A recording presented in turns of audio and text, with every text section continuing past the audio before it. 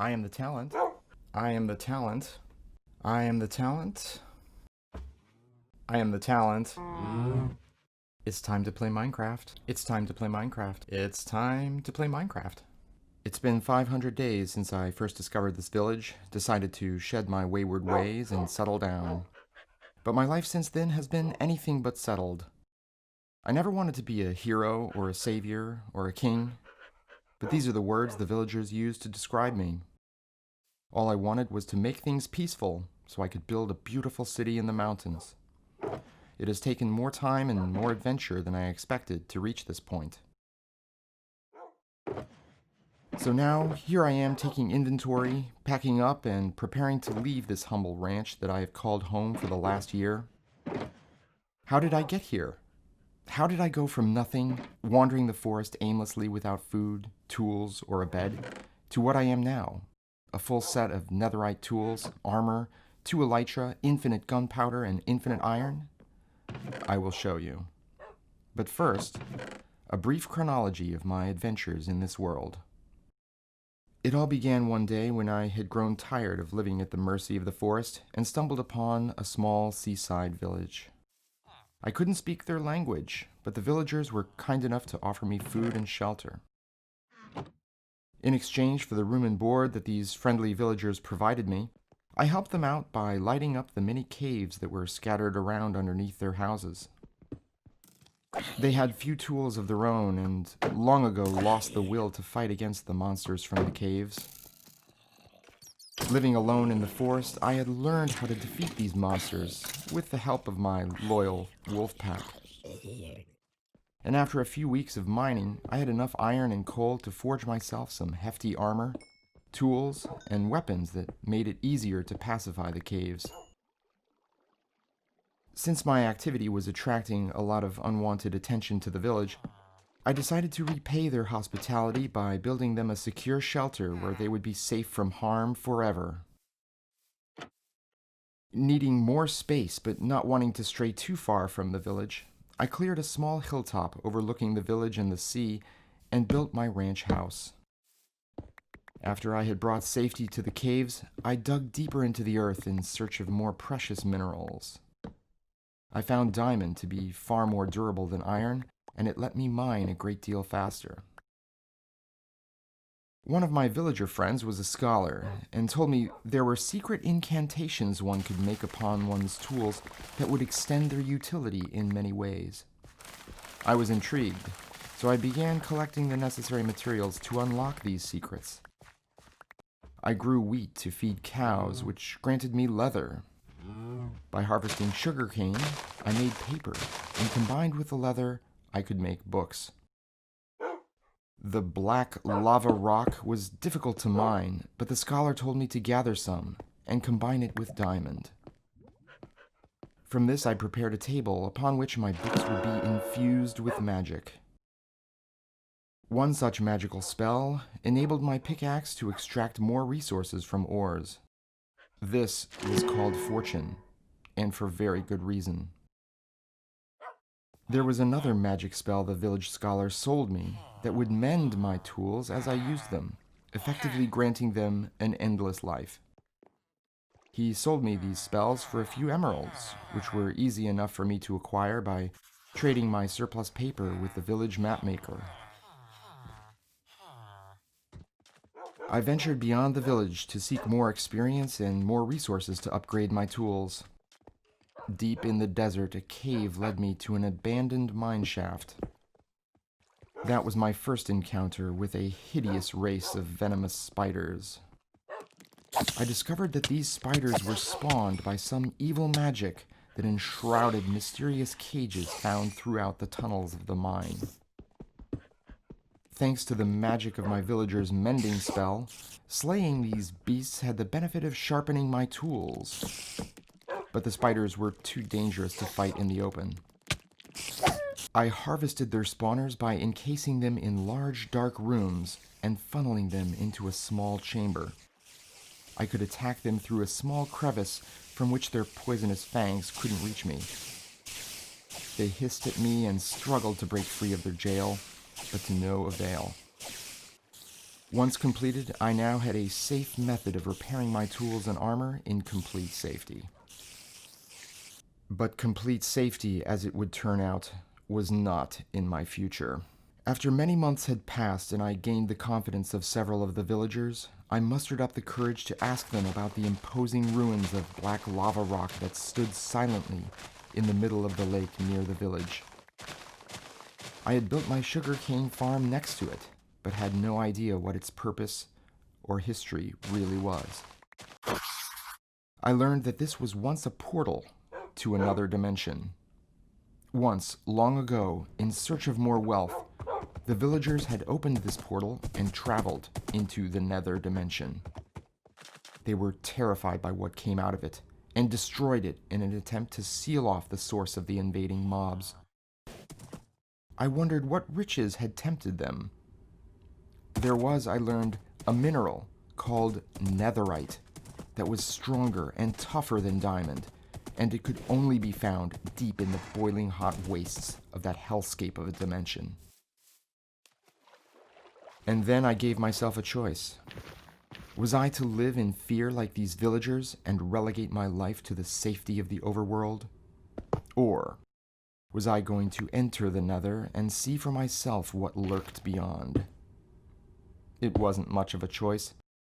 I rebuilt the portal using the black lava rock, which I named Obsidian, because, obviously, I was going to go through it. When I did, I found that indeed it was a dangerous place.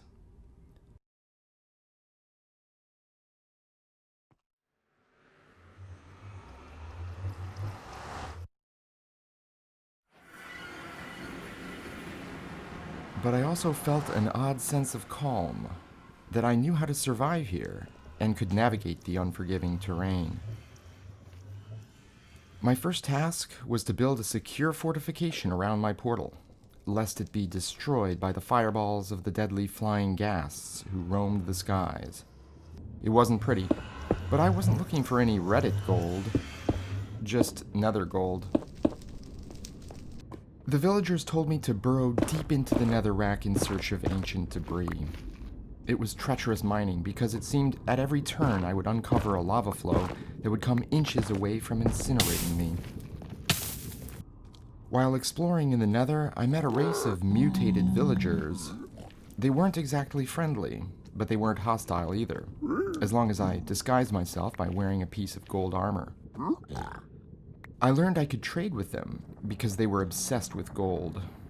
They gave me several strange items that I took back with me to the overworld to discover their purpose.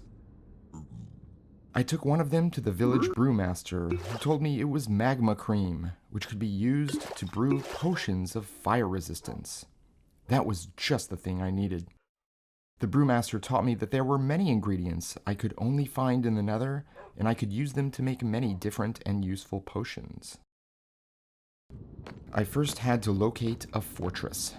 Inside, I found patches of nether wart. Then, I confronted the menacing blazes who would drop magical golden rods.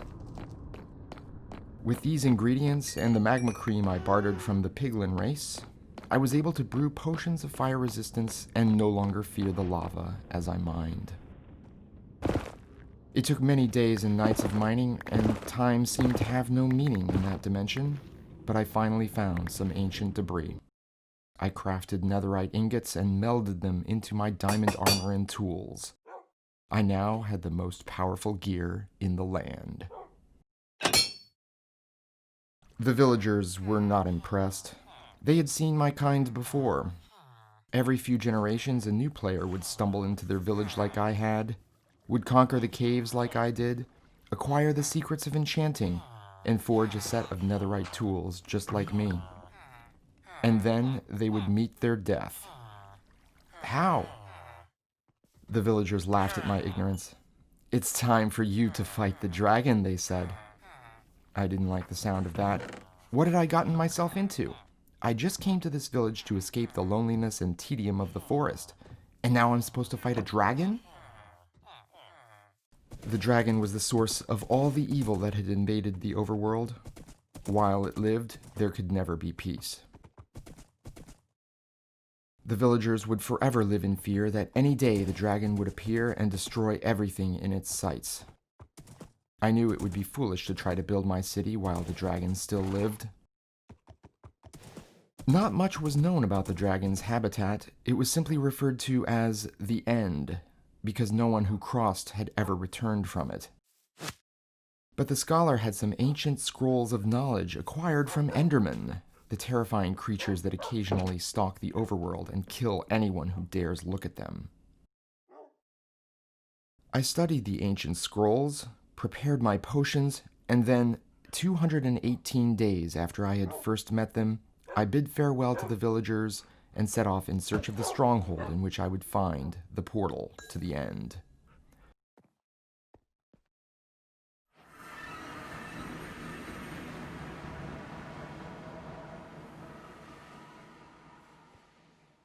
The fight was long.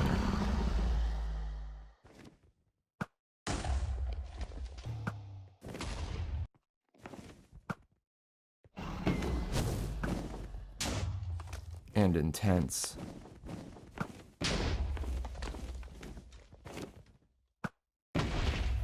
But my preparation had paid off. My tactics worked.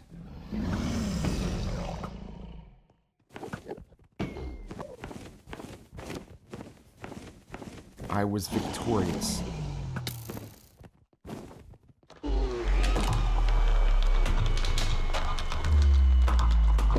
I freed the End.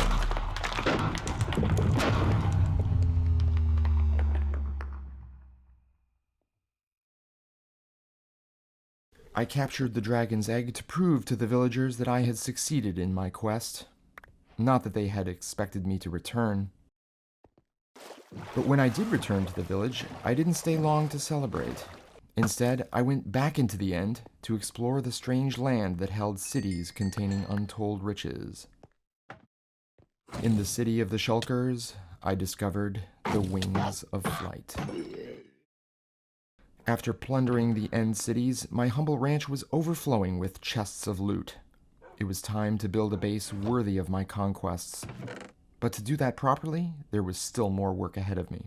I studied more ancient scrolls, and learned there was a creature I could spawn that was even more powerful than the dragon. One that would grant me a coveted Nether star, with which I could craft a beacon that would give me my choice of many great powers. One of the powers I needed was the haste with which to mine massive chunks of land, in order that I could build the farms I needed to procure the raw materials for my dream city. To summon this beast, I had to travel back to the Nether to fight the wither skeletons. 160 of them, in fact, just to collect 3 of their skulls. And then, after careful planning and preparation, with my potions and enchanted weapons at the ready, I summoned the wither.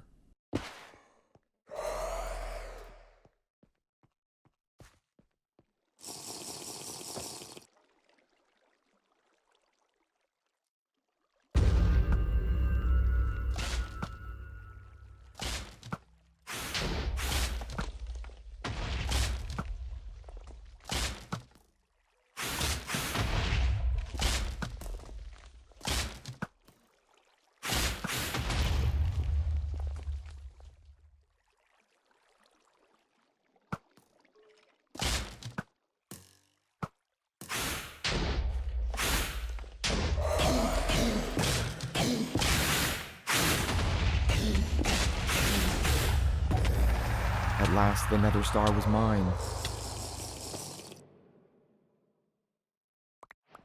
But to take full advantage of the beacon's power, I needed to build a pyramid of iron. What I had saved up from months of mining wasn't even half of what was required. I noticed the villagers had the magical power of summoning robots made of iron, so I offered them a deal. If I gave them a new home, small but perfectly safe, and with a nice view, would they produce the iron robots for me? 6 of them agreed to my deal. Constructing this farm took a lot of patience. Every block had to be in exactly the right place. At last, I moved my 6 brave volunteers into position and watched as iron rained from the sky. Once I had enough iron, I assembled the beacon. This led to my next project. Even though I have a fast horse, I love to fly. But wandering around all night hunting creepers turns out to be a very boring and inefficient way of acquiring gunpowder. So I set myself the task of building a creeper farm in a deep pit in the desert. The cats were thrilled. When at last I put the final touches on the roof, I jumped for joy at the sight of an endless line of creepers plunging into the collection chamber below. I had rockets for days.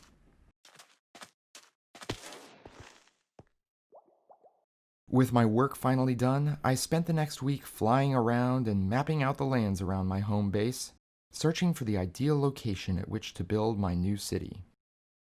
And now I am ready. The end game of Minecraft is not the end at all. It's just the beginning. I'm just getting started. If you enjoyed this adventure, please leave a like on this video and subscribe to the channel. If you have any ideas for how I should build my city, please let me know in the comments. For now, I've got a lot of packing up to do. I am the Talent, and I will see you in the city.